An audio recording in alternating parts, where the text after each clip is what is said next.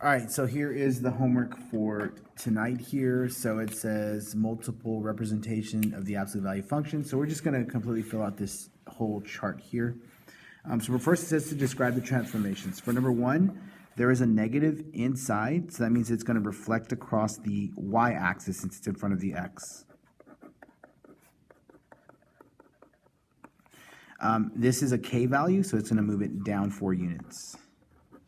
All right, so when I'm creating a table, I like to do a rule, so I can see that this is going to be negative x, so it's the opposite of my x values. And this is going to be down 4, so y minus 4. And then from here, one thing that I did not talk about was the actual table here, the values for it. So let me go ahead and do that off over here. So x and y, so the parent function is going to be -2, -1, 0, 1, 2, and then the absolute value of each one is 2, 1, 0, 1, and 2. So there's the table right there. So first I'm going to take the opposite of each one of these, because a negative x means to take the opposite. So opposite of that is 2, opposite of this is 1, opposite of 0 is still 0, then -1, -2. For the y minus 4, that means we're going to subtract 4 from every value. So 2 minus 4 is -2. 1 minus 4 is -3. 0 minus 4 is -4. 1 minus 4 is -3. And 2 minus 4 is -2. Now for the domain and range, if you cannot visually see it, you can draw a rough sketch of it. I just print out some paper real quick so I could just graph it to kind of look what to see what it looks like. So 2 and -2, 2 and -2, 1 and -3, 0, -4, -1, -3, and this point was here, -2, -2. So when I draw my graph, it looks like this. And now I can see that the domain, it goes to -infinity and +infinity. So there's my domain. And my range is this closed dot right here, which is at -1, 2, 3, -4. And both these arrowheads goes towards infinity. So it's bottom, -4, to top, infinity. And that's a closed circle, so it's a bracket. So my range is -4 to infinity. Now, while you start doing this, if you want to try to start doing it without graphing it, just remember for the domain,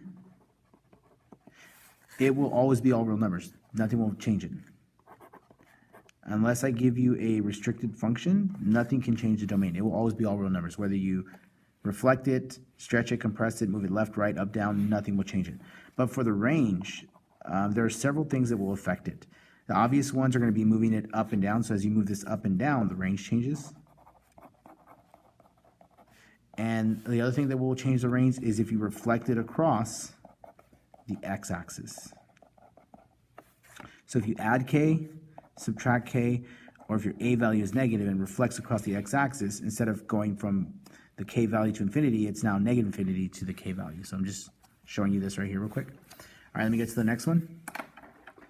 All right, for the next one, we have a negative. Now, the first negative was inside, affecting x. That's why it reflected across the y-axis. This negative is on the outside, so it's going to be vertical. This is going to be a reflection across the x-axis. We have x plus 3 inside, so the opposite is going to be left 3. So we think right 3, but the opposite is left 3. So for my table, so affecting x is the left 3, so that rule would be x minus 3. And for affecting y, that's the reflection across the x-axis, so it's going to be -y. So we go back to the original table, if you can see it right here, so -2. So -2 minus 3 is -5. -1 minus 3, -4, -3, -2, to -1. 2 minus 3 is -1. Now the y values, we're going to take the opposite of each one. So 2 becomes -2, -1, 0, -1, -2. Now, thinking about those rules I just gave you, the only thing that actually can affect my range is going to be this reflection across the x-axis, right? So my domain, we already know, is going to be all real numbers from -infinity to infinity. But for my range, I know that it's now facing down, so it's coming from -infinity, and it's going to stop at the vertex point, because that's what that's called, is 0. And that's going to be a bracket, so it's close. But just to show you what that looks like graphically, I'm going to graph it for y'all. So we have negative 5, 1, 2, 3, 4, 5, and negative 2. We have negative 4 and negative 1, negative 3, 0, negative 2, negative 1, and negative 1, negative 2. And now we can see the graph looks like this. So once again, we can see our domain is definitely all real numbers. And my range, it's now coming from negative infinity, and it's stopping at this point here, which is 0, which is what I came up with.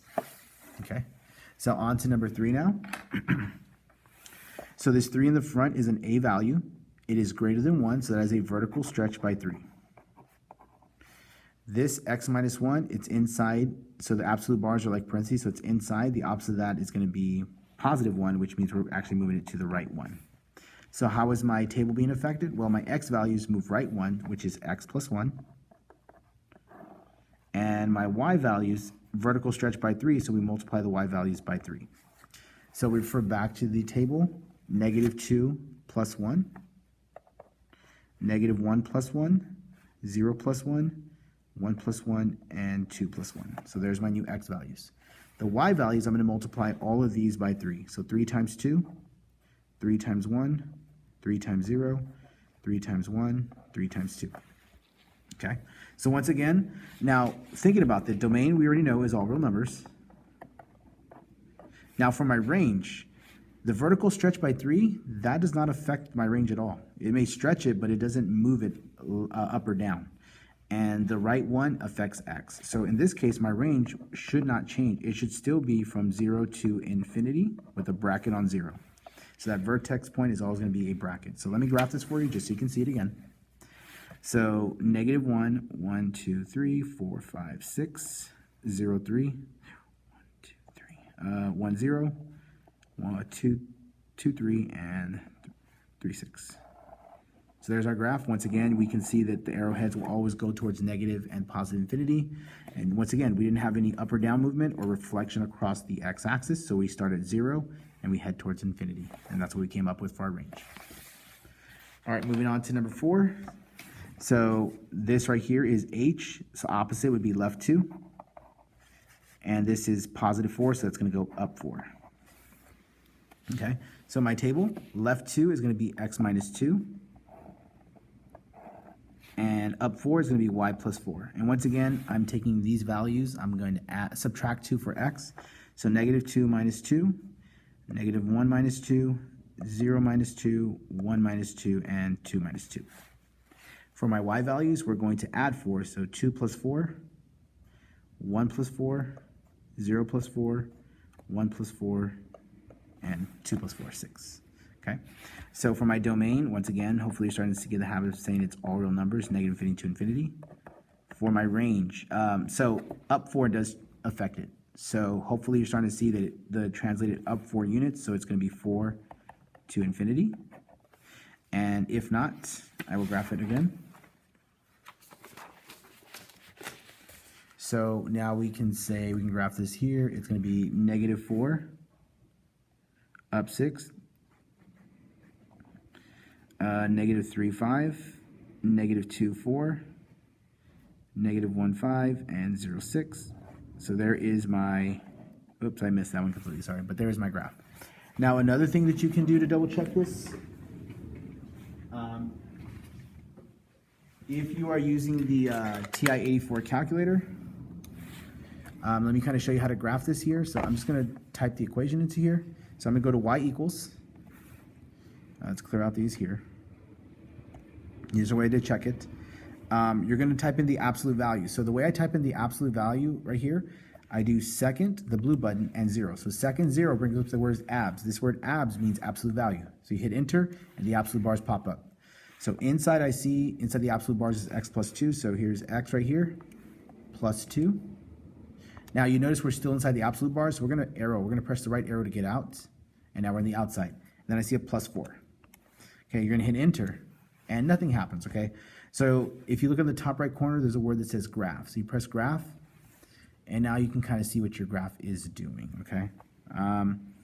So I know there's ways to kind of like set this back to normal. So it's like second standard or zoom standard, and now it's back to normal like that. Now, if you want to look at your table, okay? So I want to actually see if my values are right on my table. I could always do second graph, and my table pops up.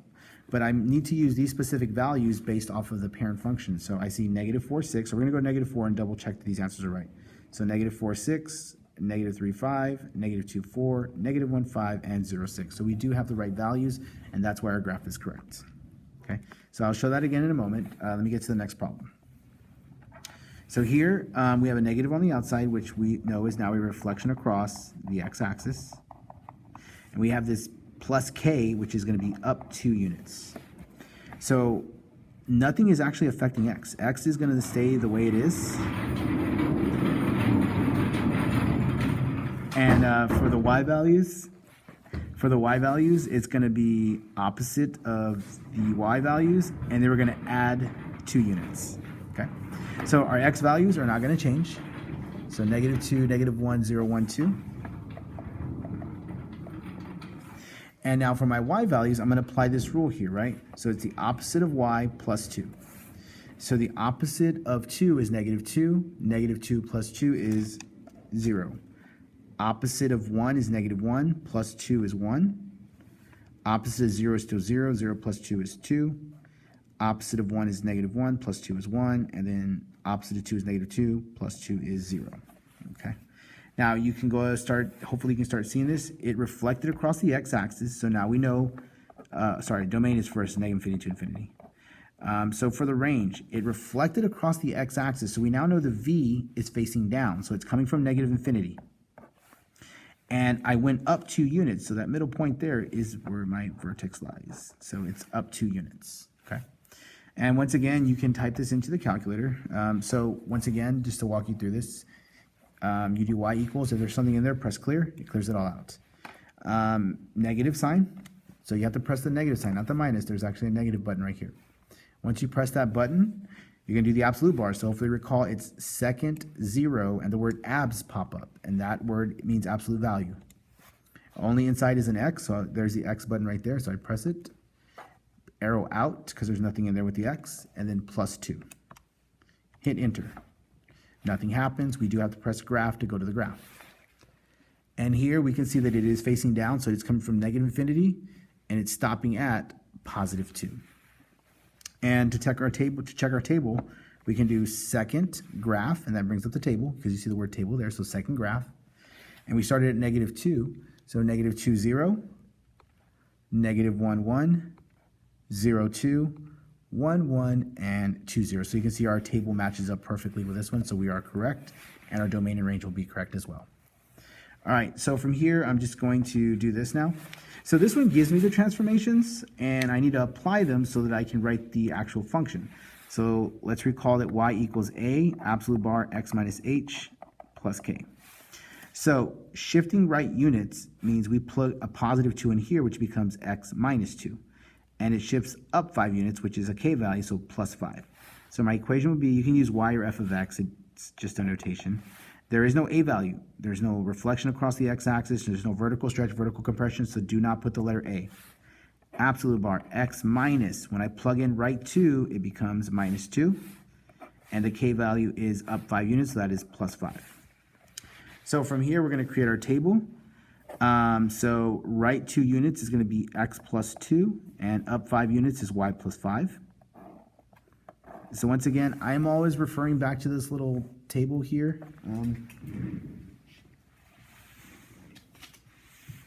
So let me go ahead and write it right here real quick, just so I can stop looking back up there. So